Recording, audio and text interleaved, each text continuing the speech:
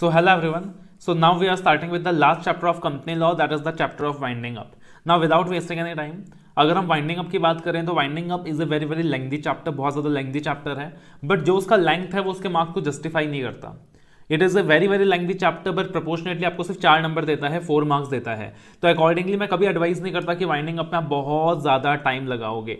अपने नोट्स को भी हमने बहुत ही एग्जाम ओरिएंटेड मैनर में प्रिपेयर कर रखा है और बहुत ही एग्जाम ओरिएंटेड मैनर में आपको सिलेक्टिव सेक्शंस दिए हुए हैं. और इस वीडियो के अंदर I am going to deal with the most important sections of winding up, right. Because winding up के अंदर मेरा मानना है कि टाइम बचे तब इस चैप्टर को करना है. और इसमें भी सबसे पहले वो जो 8 सेक्शंस जो मैं आपको यहाँ कराने वाला हूँ, 8-9 सेक्शंस, वो सेक्शंस तो करने ही है, मतलब that is mandatory, you have to do. Time उसके अलावा टाइम बचे तो आप डिसाइड करो कि बाकी पार्ट आपको करना है कि नहीं करना है, बट जितना मैं आपको कराने वाला हूँ उतना एटलीस्ट आपको करना ही करना है, काफी ज्यादा इंपॉर्टेंट है. अब देखना, वाइंडिंग अप यानी कंपनियां बंद होने के स्टेज में आ गई है. जो कंपनी फॉर्म हुआ था वो कंपनी अब फाइनली डिसॉल्व होने वाली है. It is going to liquidate. So why the company is going to liquidate?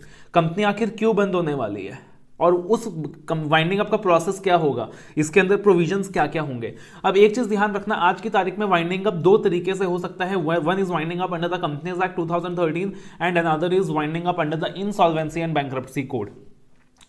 तो एक तो हमारा वाइंडिंग अप हो सकता है कंपनीज एक्ट के अंदर और इसीलिए हो सकता है हमारा winding up under the insolvency and bankruptcy code. अब इंसॉल्वेंसी बैंक्रप्सी कोड आने की वजह से क्या हो गया है कि ये जो कंपनीज एक्ट 2013 के अंदर जो वाइंडिंग अप का प्रोविजन है वो कंपैरेटिवली लेस इंपॉर्टेंट हो गया है.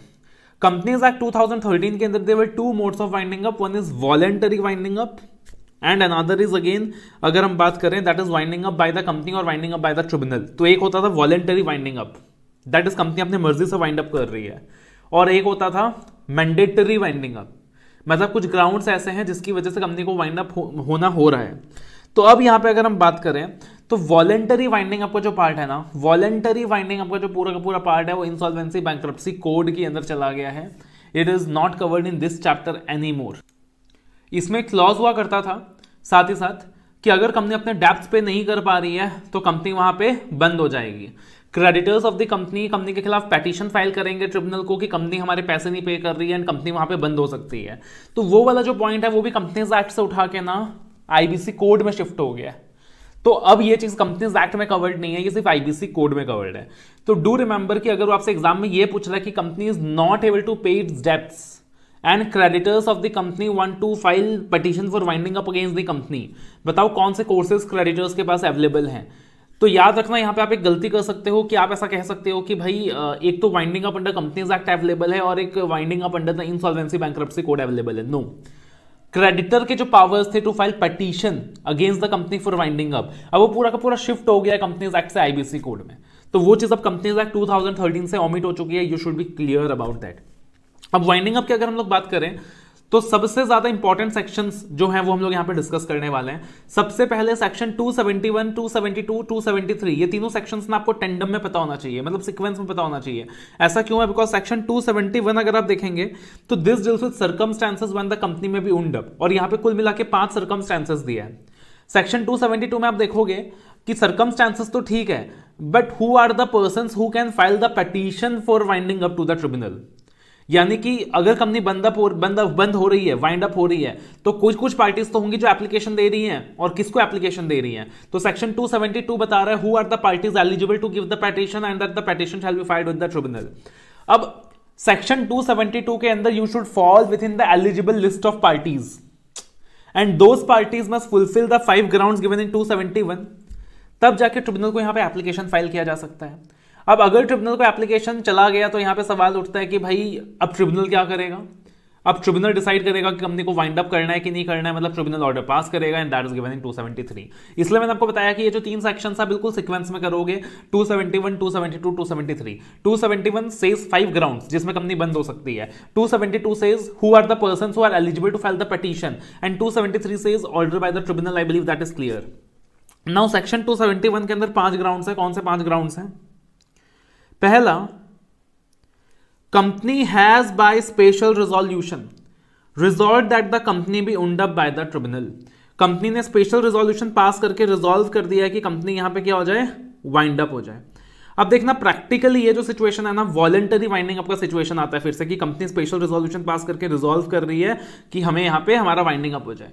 तो प्रैक्टिकली ये भी ना आईबीसी कोड के अंदर जा चुका है, बिकॉज पूरा का पूरा वॉलंटरी वाइंडिंग अप ही आईबीसी कोड में शिफ्ट हो गया, तो प्रैक्टिकली ये क्लॉज भी आईबीसी कोड में शिफ्ट हो गया है। लेकिन अभी तक लॉ मेकर ने यहाँ कोई ओमिशन नहीं करा है, तो you leave that as it is. ये वाला क्लॉज आप एज इट इज छोड़ दोगे, इसको आपको एग्जाम में लिख के आना है। हाँ, वो क्रेडिटर वाला पॉइंट की company unable to pay the debts, वो लॉ मेकर ने हटा दिया है। तो पहला क्लॉज है company has by special resolution resolved that the company be wound up by the tribunal. उसके बाद अगला क्लॉज है company has acted against the integrity of the sovereignty and integrity of India. Company ने क्या किया है, देश की सॉवरेनिटी एंड इंटीग्रिटी के अगेंस्ट काम किया है, राइट हमारे देश की सॉवरेनिटी एंड इंटीग्रिटी के अगेंस्ट काम किया है, या फिर फ्रेंडली रिलेशंस ऑफ स्टेट को खराब किया है।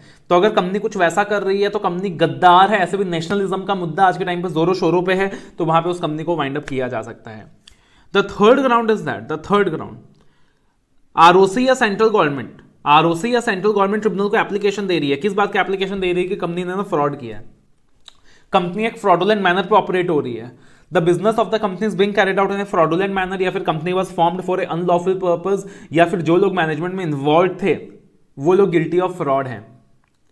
कुछ याद आया सेक्शन 213 कुछ ऐसा ही था, इन्वेस्टिगेशन बाय द ट्रिब्यूनल वहां भी कुछ ऐसा ही था, सेम ग्राउंड था, तो बिल्कुल मिलता जुलता ग्राउंड है कि आरओसी सेंट्रल गवर्नमेंट बेसिकली क्या हुआ होगा, इन्वेस्टिगेशन किया होगा। तो ROC central government apply to the tribunal कि कंपनी यहां पे क्या कर रही है, फ्रॉडुलेंट मैनर पे ऑपरेट कर रही है, फ्रॉडुलेंट पर्पस से काम कर रही है, अनलॉफुल पर्पस से काम कर रही है, and management of the company is guilty of fraud. मतलब यहां पे अब क्या होगा कि प्रैक्टिकली आरओसी या सेंट्रल गवर्नमेंट एप्लीकेशन देगा ट्रिब्यूनल को। अब ट्रिब्यूनल सेक्शन 213 में जो पावर दिया गया था उसको एक्सरसाइज करके इन्वेस्टिगेट करेगा, सच्चाई का पता लगाएगा, और अगर कंपनी दोषी पाई जाती है तो वहां पे tribunal will exercise its powers कि वहां पे रिलीफ देना है ऑपरेशन मिसमैनेजमेंट से, या कंपनी को वाइंड अप कर देना है। उसके बाद अगला क्लॉज काफी ज्यादा इंपॉर्टेंट है, if the company has made a default in filing with the registrar its financial statements और annual returns for preceding 5 financial years. अगर कंपनी ने पिछले 5 फाइनेंशियल ईयर्स तक अपने फाइनेंशियल स्टेटमेंट्स या एनुअल रिटर्न्स आरओसी को फाइल नहीं करा तो वहां कंपनी का वाइंड अप हो सकता है। Now be very very careful, ऐसा आपने 3 जगह देखा है, सिमिलर सिचुएशन आपने 3 जगह देखा है। एक आपने देखा है कि अगर कंपनी ने डिफॉल्ट किया है in filing of financial statements और annual returns to the ROC for 2 consecutive years, याद करो कहां देखा था, सेक्शन 455 में देखा था that the dormant company can be converted into a, that the active company can be converted into a dormant company.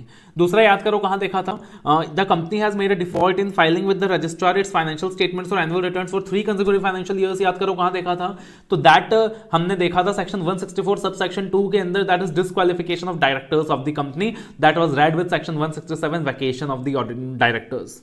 और अब यहां पे कहा गया कि अगर कंपनी 5 साल तक डिफॉल्ट कर रही है तो कंपनी का वाइंडिंग अप हो सकता है। अब देखना ये 5वां क्लॉज क्या है, if the tribunal is of the opinion that it is just an equitable, मतलब ट्रिब्यूनल के पावर्स ब्रॉड कर दिए।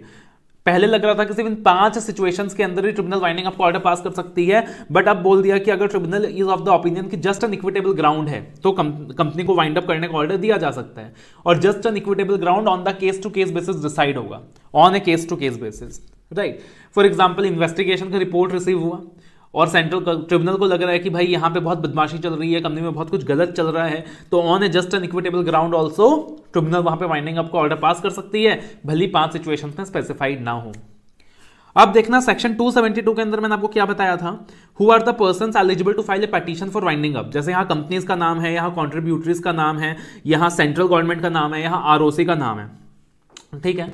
अब यहाँ पे एक इंपॉर्टेंट चीज ध्यान रखना, एक तो सेंट्रल गवर्नमेंट या स्टेट गवर्नमेंट कब एप्लीकेशन दे सकती है ट्रिब्यूनल को for winding up of the company, जब कंपनी देश के सॉवरेनिटी या इंटीग्रिटी के साथ खिलवाड़ कर रही है या फिर उस स्टेट के फ्रेंडली रिलेशंस को खराब कर रही है, तब वहां पे क्या हो रहा है कि central government state government application दे सकती है। आरओसी कब एप्लीकेशन दे सकती है ट्रिब्यूनल को for the winding up petition. अब यहां पे एक बहुत इंपॉर्टेंट चेंज है, please be very very careful. पहले क्या था, आरओसी पिटीशन कब कब दे सकती थी, देखो लॉजिकल से चीज सोचो, ये जो पहला ग्राउंड है, if the company has by SR resolved that the company be wound up, इसमें तो आरओसी का एप्लीकेशन देने का कोई लॉजिक ही नहीं है, तो ये तो साइडलाइन हो गया। Company has acted against the integrity and sovereignty of India, तो यहां पे आरओसी एप्लीकेशन पहले भी दे सकता था, अब भी दे सकता है। ROC is of the opinion या CG is of the opinion that the business has been conducted in a fraudulent manner, तो यहां आई थिंक सेंटेंस पर ही समझ आ रहा है कि ROC पहले भी पिटीशन दे सकता था, अब भी दे सकता है। Company has made a default in filing with registrar its financial statements और एनुअल रिटर्न्स, तो ऑब्वियसली डिफॉल्ट रजिस्ट्रार के पास हुआ है तो एप्लीकेशन भी रजिस्ट्रार देगा, यहां भी एप्लीकेशन दे सकता है। अब देखना चेंज क्या है, पहले क्लॉज ई में ना सेंट्रल गवर्नमेंट के पास पावर था to make an application to the tribunal on any just and equitable ground. मतलब कुल मिला के अपार्ट फ्रॉम दिस 4 ग्राउंड्स, अगर सीजी को लगता है कि भाई यहां भी वाइंडिंग अप का एप्लीकेशन देना चाहिए, वो जस्ट एंड इक्विटेबल है, तो सीजी एप्लीकेशन दे सकता था, but that power was not available with the ROC. वो पावर आरओसी के पास अवेलेबल नहीं था। अब ये पावर भी आरओसी के पास अवेलेबल करा दी गई है। अब आरओसी एप्लीकेशन दे सकती है to the tribunal for the winding up of the company even on any just and equitable ground. So this is an important change, you have to remember this. और बाकी अलग से अमेंडमेंट लेक्चर यूट्यूब में भी available है for detailed version of the amendment classes. Section 273 के अंदर बोला कि अब ट्रिब्यूनल की मर्जी है, वो वाइंडिंग अप ऑर्डर एक्सेप्ट भी कर सकती है। It may make an order to wind up the company, it may appoint a provisional liquidator, या फिर it may dismiss the order as well. Tribunal क्या कर सकती है? डिसमिस भी कर सकती है। लेकिन जो भी ऑर्डर पास किया जाएगा वो 90 डेज के अंदर पास किया जाएगा from the date of presentation of petition. So ये आपको यहां पे ध्यान रखना है, this time limit is important, that tribunal को ऑर्डर कितने दिन में पास करना है, within 90 days from the date of presentation of petition pass करना है। सो ये चीज आपको ध्यान रखनी है, ये एग्जाम के लिए इंपॉर्टेंट है। सेक्शन 276, लिक्विडेटर जो अपॉइंट किया गया है उसको कब रिमूव किया जा सकता है? बहुत लॉजिकल है, बहुत सिंपल, आई थिंक बिना देखे भी आप बता दोगे। सोचो क्या ग्राउंड होगा और रिमूवल से पहले कौन सा राइट देना पड़ेगा लिक्विडेटर को? तो ग्राउंड क्या होगा? फ्रॉड क्या रहेगा, मिसविजन्स क्या रहेगा, कॉम्पिटेंट नहीं होगा, नेग्लिजेंटली काम कर रहा होगा, इंडिपेंडेंट नहीं होगा, पता चला कंपनी का प्रमोटर जो कि एक चार्टर्ड अकाउंटेंट भी था, एक एडवोकेट भी था, उसको लिक्विडेटर बना दिया, तो कॉन्फ्लिक्ट ऑफ इंटरेस्ट है।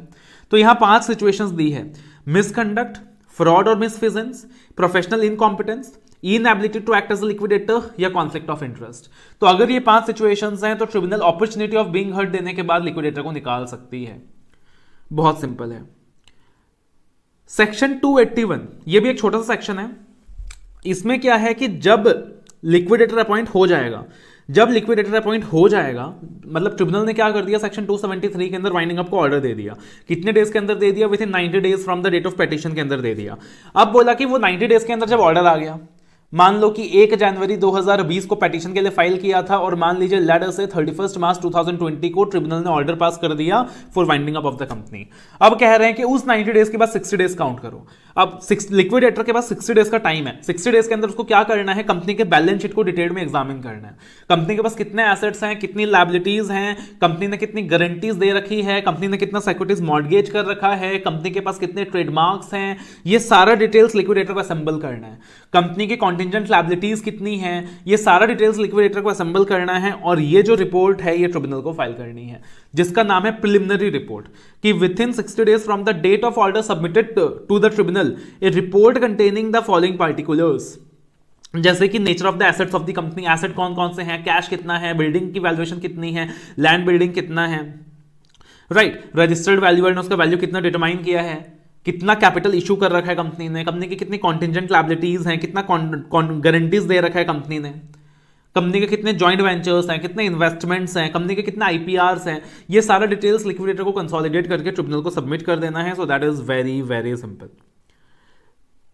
सेक्शन 285 ये भी इंपॉर्टेंट है बट थोड़ा सा बाद में आएंगे, इसमें सीक्वेंस खराब कर देगा ये। अब आ जाओ सेक्शन 294 पे, सेम सीक्वेंस में चल रहा है, audit of company liquidators account.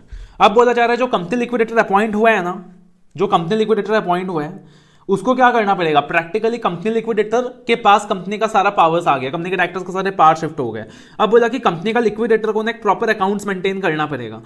अब कंपनी का लिक्विडेटर क्या करेगा? वो एसेट्स बेचेगा, पैसा रियलाइज करेगा, लायबिलिटी सेट ऑफ करेगा।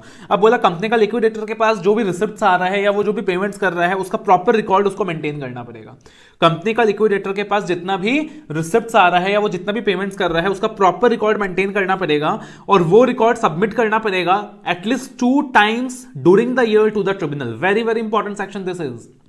एटलीस्ट साल में 2 बार ये जो रिकॉर्ड है ये कंपनी लिक्विडेटर को ट्रिब्यूनल को सबमिट करना पड़ेगा। अब वो जो रिकॉर्ड्स है रिसिप्ट पेमेंट्स का, प्रैक्टिकली उसका ऑडिट भी होना चाहिए to ensure the reliability of the records. तो इसलिए बोला गया है कि अब ट्रिब्यूनल यहां पे क्या कर सकती है, उसको ऑडिट भी करवा सकती है। और जब उसका ट्रिब्यूनल ऑडिट करवाएगा तो जो भी इंफॉर्मेशन मांगा जाएगा वो सारा इंफॉर्मेशन लिक्विडेटर यहां पे फर्निश कर देगा। अब बोला है कि जब अकाउंट्स ऑडिट हो जाएंगे, जब ये अकाउंट्स ऑडिट हो जाएंगे तो लिक्विडेटर को audited copy of accounts file करना पड़ेगा। अब सोचो किसको फाइल करना पड़ेगा? पहले अकाउंट बनाया, बोला ट्रिब्यूनल को साल में 2 बार फाइल करो। Now the accounts have been audited, तो सोचो ऑडिटेड अकाउंट्स की कॉपी किसको फाइल करनी है? लॉजिकली सोचो, one is the tribunal. And other is the registrar the माई बाप under the companies act. Logical है, तो I think there is no doubt about tribunal और registrar. Thirdly, central government oblique state government if the accounts relate to a government company. For example, एक government company था that was completely hold by the central government, जिसमें 90% stake central government का है, और वो company अब winding up पे जा रही है।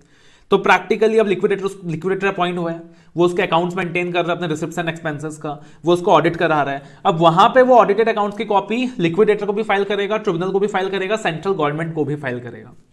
On the other hand there is another government company जिसका 90% स्टेक लेट अस से स्टेट गवर्नमेंट के पास है, मतलब it is a state government owned government company.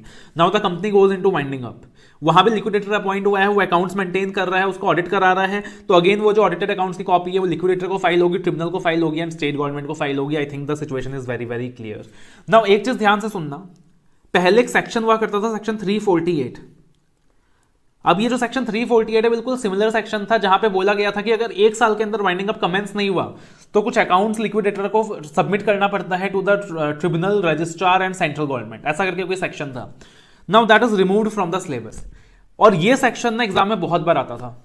One of the most popular sections, one of the favourite section for your examiner 348। अब वो section syllabus से हट गया है। अब उसी से मिलता जुलता सेक्शन है 294, बहुत ही मिलता जुलता सेक्शन है, बिल्कुल आप समझ लो सगा भाई है। तो इसलिए सेक्शन 294 के आने के चांसेस एग्जाम में फिर से बहुत ज्यादा हो जाते हैं। You have to study it properly.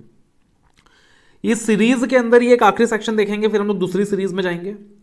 Section 285 that is settlement of list of contributories and application of assets. Contributory मतलब कौन है? Who is a contributory, right? तो अब वाइंडिंग अप के कंटेक्स्ट में अगर हम बात करें, कॉन्ट्रीब्यूटरी मतलब any member of the company who is liable to contribute, any member of the company who is liable to contribute, जिसको कंपनी को कंट्रीब्यूट करना है, ठीक है, जिसको कंपनी को कंट्रीब्यूट करना है, चाहे वो पास्ट मेंबर भी हो सकता है या प्रेजेंट मेंबर भी हो सकता है। मतलब मान लीजिए सिंपल से अगर डेफिनेशन की बात करें तो भाई मैंने सानिध्य सराफ ने 100 शेयर खरीद रखा था। He purchase 100 share of 10 rupees but he has paid only ₹6, ₹4 is yet to be paid up. तो I am a contributory because मेरा 4 रुपए पेंडिंग है, मेरे को 4 रुपए देना है। बट यहाँ पे one thing you have to be careful about, क्या बोला है यहाँ पे, the term contributory means a past और present member liable to contribute to the assets of the company in the events of its wound up and includes holder of share who are fully paid up as well. यानी पहले example तो समझ आया कि आप purchase 100 share 10 rupees का है, 6 rupees पे कर दिया, 4 रुपए पेमेंट बाकी है, वहां पे मैं कॉन्ट्रीब्यूटरी हूं। बट बोल रहा है कि हो सकता है कि मैंने फुल्ली पे अप कर रखा है शेयर का पेमेंट, तब भी मैं कॉन्ट्रीब्यूटरी हूं। क्यों? बिकॉज कभी कभी क्या होता है कि as a member I undertake to pay the company some amount at the time of winding up. याद है ना, limited by guarantee, limited by share. तो कभी कभी ऐसा होता है कि मैं एज ए मेंबर ना, जब मैं सब्सक्राइब करता हूं, मैं गारंटी देता हूं कि जब कंपनी वाइंडिंग अप पे जाएगा मैं पे करूंगा, तब वहां भी मैं कॉन्ट्रीब्यूटरी हूं। और अगर मेरे को सरप्लस एसेट्स में इंटाइटलमेंट है एज ए मेंबर, जब कंपनी वाइंड अप हो रही है, अगर मेरे को सरप्लस एसेट्स में इंटाइटलमेंट है तो वहां पे भी मैं कॉन्ट्रीब्यूटरी हूं। So that is also something you have to remember. Now liabilities दो प्रकार के होते हैं, सॉरी कॉन्ट्रीब्यूटरीज दो तरीके के होते हैं।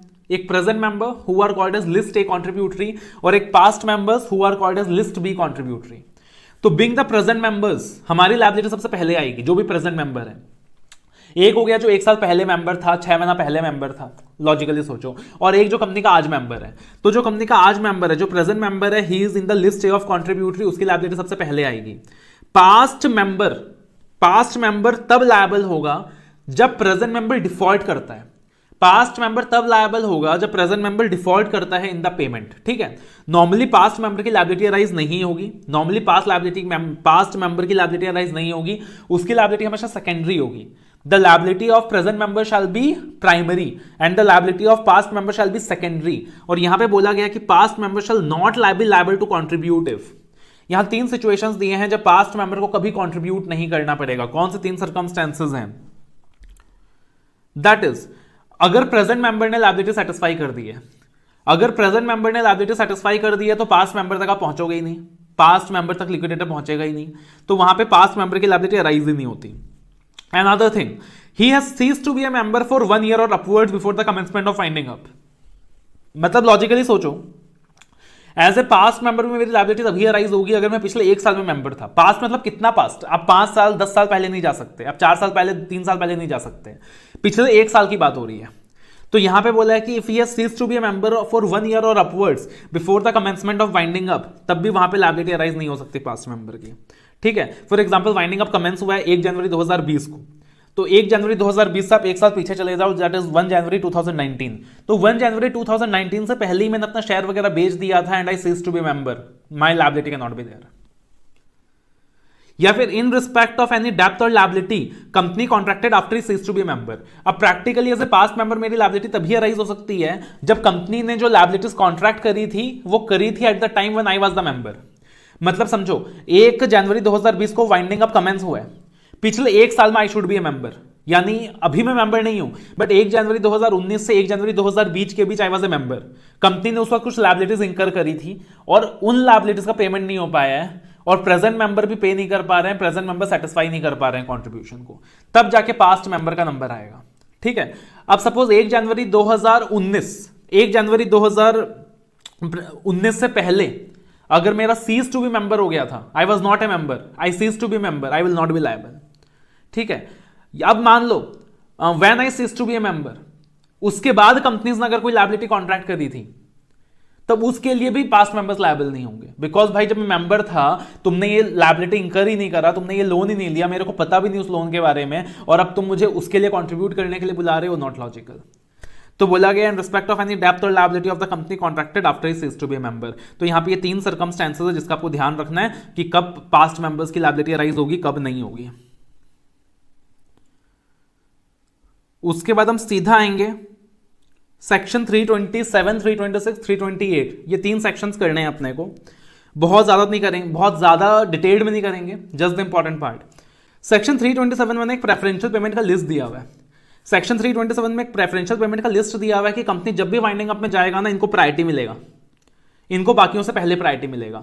तो सेक्शन 327 के अंदर प्रायोरिटी पेमेंट वालों का लिस्ट दिया हुआ है कि जब भी कंपनी क्या जाएगा, वाइंडिंग अप में जाएगा, इनको प्रायोरिटी मिलेगा। फॉर एग्जाम्पल गवर्नमेंट का जो भी टैक्सेस है, वर्कमैन का जो भी वेजेस है, जो भी वर्कमैन का रेम्यूनरेशन है या एम्प्लॉयज का सैलरी है, ठीक है, फॉर 4 मंथ्स, पिछले 4 महीने का, या फिर एक्रूड हॉलीडे रेम्यूनरेशन है, या ग्रेट्युटी का पैसा है, प्रोविडेंट फंड का पैसा है, इन्वेस्टिगेशन हुआ था, इन्वेस्टिगेशन के एक्सपेंसेस इंकर हुए थे, तो इन सारे पैसों को पहले प्रायोरिटी मिलेगा ओवर द अदर एक्सपेंसेस। ऐसा बोला सेक्शन 327 के अंदर। Once you go through this 7 points कि ये कौन से 7 पेमेंट्स की बात हो रही है जिनको प्रायोरिटी देना पड़ेगा ओवर द अदर डेट्स। अब देखना सेक्शन 326। सेक्शन 326 में जब आप आओगे, बोले overriding the list of preferential payment, मतलब सबसे पहले बोला सेक्शन 327 के अंदर कि दीस आर द 7 पेमेंट जिसको आपको प्रायोरिटी देनी है। फिर सेक्शन 326 में बोला कि उन 7 पेमेंट को छोड़ दीजिए, over and above the 7 payments आपको उससे पहले किसी और को प्रायोरिटी देनी है, उसके बाद 327 में जाना है। अब 326 में क्या बोला? बोला 326 के अंदर सबसे पहले आप किसको प्रायोरिटी दोगे? सेक्शन 326 के अंदर सबसे पहले आप वर्कमैन ड्यूज को प्रायोरिटी दोगे और डेब्ट ड्यू टू सिक्योर्ड क्रेडिटर्स को प्रायोरिटी दोगे। तो सेक्शन 326 में बोला कि ओवरराइडिंग सेक्शन 327 सबसे पहला वर्कमैन ड्यूज, वर्कमैन मतलब जो लेबर क्लास है, मजदूर क्लास है, एक हो गया सैलरीड क्लास, उनकी बात नहीं कर रहे हैं हम यहाँ पे, मजदूर क्लास की बात कर रहे हैं, वर्कमैन ड्यूज की बात कर रहे हैं। तो बोला जो वर्कमैन ड्यूज है और जो सिक्योर्ड क्रेडिटर्स है जिनको सिक्योरिटी मिला हुआ है, बैंक्स वगैरह, फाइनेंशियल इंस्टीट्यूशंस वगैरह, पहले उनको प्रेफरेंस देंगे, बाकियों को बाद में देंगे। उसके बाद भी एक क्लैरिफिकेशन इंसर्ट कर दिया प्रोवाइजो के अंदर, बोला इसके अंदर भी अगर कोई वर्कमैन ड्यूज पेंडिंग है which are payable for 2 years preceding the winding up order, अगर कोई वर्कमैन ड्यूज पिछले 2 सालों का है, पिछले 2 सालों का कोई वर्कमैन ड्यूज है, पहले उसको प्रायोरिटी दिया जाएगा सिक्योर्ड क्रेडिटर से भी पहले। यानी पहले बोला कि वर्कमैन ड्यूज और सिक्योर्ड क्रेडिटर को आप साथ में प्रायोरिटी दोगे, प्रपोर्शन में प्रायोरिटी दोगे, पेरी पासू प्रायोरिटी दोगे, workman dues and secured creditors. उसके बाद बोला कि भैया अगर पिछले 2 साल का वर्कमैन ड्यूज है तो सिक्योर्ड क्रेडिटर से पहले भी उनका पेमेंट क्लियर कर दोगे। ठीक है, तो अब देखना यहां पे एक एग्जाम्पल है, एज्यूमिंग कि there are no workman dues in the previous 2 years।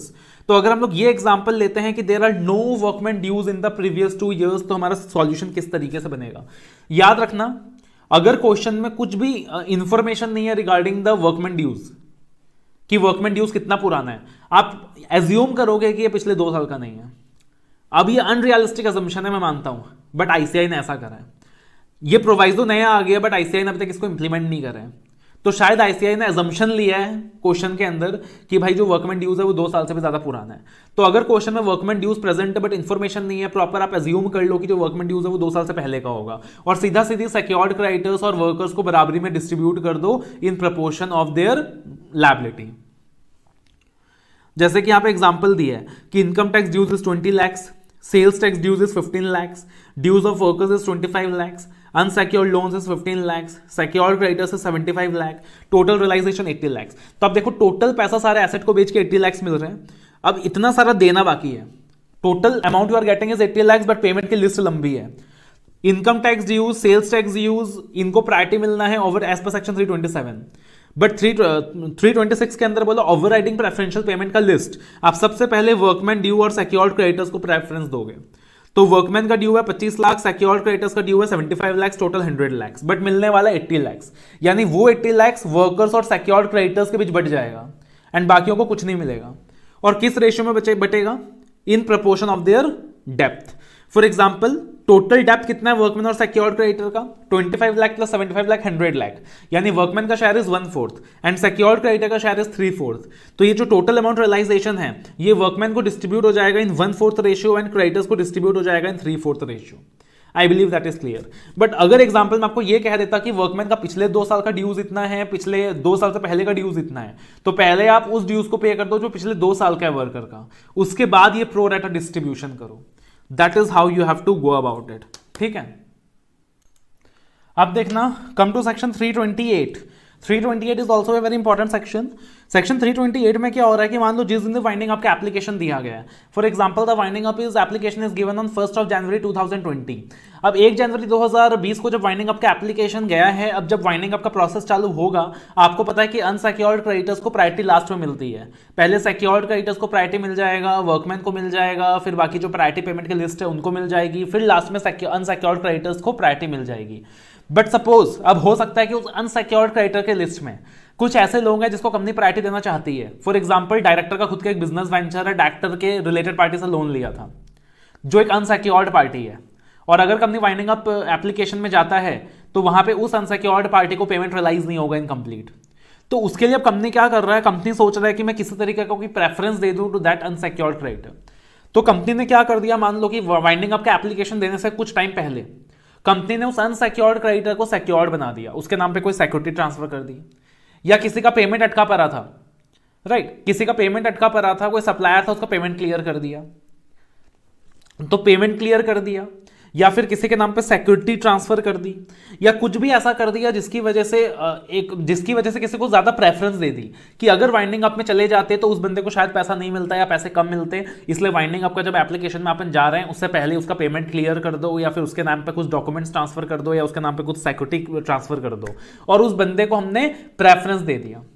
अब यहां पे सेक्शन 328 में कहता है कि अगर ट्रिब्यूनल को लगता है कि ऐसा कोई भी प्रेफरेंस दिया गया है within 6 months prior to commencement of winding up, section 328 कहता है कि अगर ट्रिब्यूनल को लगता है कि कंपनी ने ऐसा कोई भी प्रेफरेंस दिया है किसी भी अनसिक्योर्ड क्रेडिटर को with in 6 months before the commencement of winding up, और उसका एक फ्रॉडुलेंट इंटेंशन है, एक फ्रॉडुलेंट प्रेफरेंस ट्रीट करेगा उसे ट्रिब्यूनल, उस प्रेफरेंस को ट्रिब्यूनल एक फ्रॉडुलेंट प्रेफरेंस ट्रीट करेगा और उसको यहां पे tribunal null and void declare कर सकता है।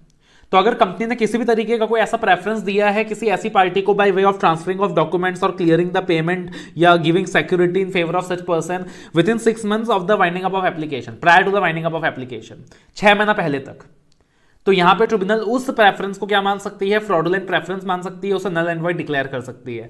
तो इसके ऊपर ना केस स्टडी आता है कि कंपनी ने वाइंडिंग अप एप्लीकेशन दिया 1 जनवरी 2021 को 2021। अब मान लो सितंबर 2020 के अंदर कंपनी ने इस पार्टिकुलर पार्टी के नाम पे सिक्योरिटी ट्रांसफर कर दिया, उसका लायबिलिटीज क्लियर कर दिया। अब यहां पे वो एक रिलेटेड पार्टी था, तो उस तरीके से वहां पे एक case study can be framed.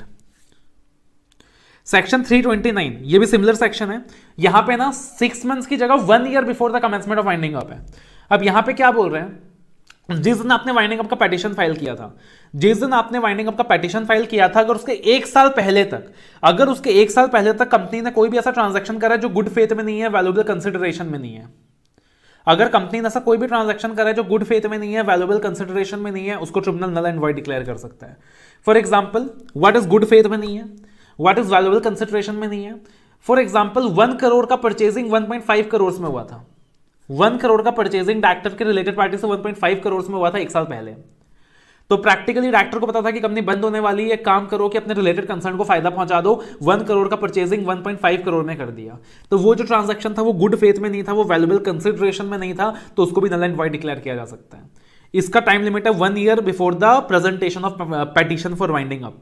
Section 328 के अंदर जो टाइम लिमिट था फ्रॉडुलेंट प्रेफरेंस का, that is 6 months prior to making winding up application. ये आपको ध्यान रखना है, बिकॉज एमसीक्यू में पूछा जा सकता है, केस स्टडीज में पूछा जा सकता है, डिस्क्रिप्टिव में पूछा जा सकता है, हर जगह ये चीज काम आनी है। सेक्शन 331 इज कोरिलेटेड विद 328, याद रखना। Section 331 is correlated with 328। 328 में जिस फ्रॉडुलेंट पर्सन की बात की गई थी, जिसको फ्रॉडुलेंट प्रेफरेंस दी गई थी, section 331 is talking about the liabilities of such fraudulent preferred person, की वो बंदा लायबल होगा और जो भी मॉर्गेज वगैरह उसके फेवर में क्रिएट किया गया है वो उसको वापस करना पड़ेगा। That is what section 331 says. Section 332 भी एक सिमिलर सेक्शन है, ये सारे सेक्शन से एक जोन में आते हैं। अब यहां पे बोला है कि अगर कंपनी ने वाइंडिंग अप के कमेंसमेंट से 12 महीने पहले कोई फ्लोटिंग चार्ज क्रिएट किया किसी के ऊपर, राइट, फिक्स चार्ज क्रिएट नहीं किया, फ्लोटिंग चार्ज क्रिएट किया। I think that you know the difference between floating charge, fix charge, उसकी बात यहां पे नहीं कर रहा। फ्लोटिंग चार्ज मतलब नॉर्मली जो स्टॉक के ऊपर जो चार्ज दिया जाता है, ठीक है। तो बोल रहा है कि अगर कंपनी का जब वाइंडिंग अप का कमेंसमेंट हुआ है, अगर उसके 12 महीने पहले कंपनी ने फ्लोटिंग अप के ऊपर कोई चार्ज क्रिएट किया है, उस चार्ज को भी ट्रिब्यूनल वॉइड क्रिएट कर सकता है। लेकिन इसका एक एक्सेप्शन है कि suppose company has taken a fresh loan 12 months before the commencement of winding up. Company ने एक नया लोन लिया है, फ्रेश लोन लिया है 12 महीने पहले वाइंडिंग अप के कमेंसमेंट से, एंड जब कंपनी ने लोन लिया था कंपनी उस वक्त सॉल्वेंट थी, उस वक्त ऐसा कोई इंडिकेटर नहीं था कि कंपनी बंद होने वाली है। तो प्रैक्टिकली सोचो, कंपनी ने वाइंडिंग अप से 12 महीने पहले लोन लिया, 12 months is a good substantial time period. Eight the time of taking the loan company was solvent. उसके बाद कुछ ऐसा इवेंट्स हो गया जिसकी वजह से कंपनी वाइंडिंग अप पे जा रही है, तो यानी कि वो लोन बोनाफाइड था। तो इसकी वजह से वहां जो फ्लोटिंग चार्ज क्रिएट किया गया एसेट्स के ऊपर उसको वैलिड माना जाएगा, but subject to the principal amount plus 5% interest. वो जो फ्लोटिंग चार्ज क्रिएट किया गया है उसको वैलिड माना जाएगा, but subject to the principal amount plus 5% interest. Condition ये है कि कंपनी उस वक्त सॉल्वेंट होनी चाहिए, वो एक फ्रेश लोन होनी चाहिए। एंड थर्डली, उस फ्लोटिंग चार्ज को वैलिड माना जाएगा, but to the extent of principal amount plus 5% interest. तो ध्यान रखना, 328 से 338 सारे मिलते जुलते सेक्शंस हैं। 328 has a direct correlation with 331, आपको साथ में पढ़ना है। 328 के अंदर बोला है कि वाइंडिंग अप का जब एप्लीकेशन दिया उसके 6 महीना पहले कोई ट्रांजैक्शन ऐसा हुआ है जिससे आप फ्रॉडुलेंट प्रेफरेंस दे रहे हो, उसको नल एंड वॉइड मान लेगा tribunal, and tribunal can order to restore such position.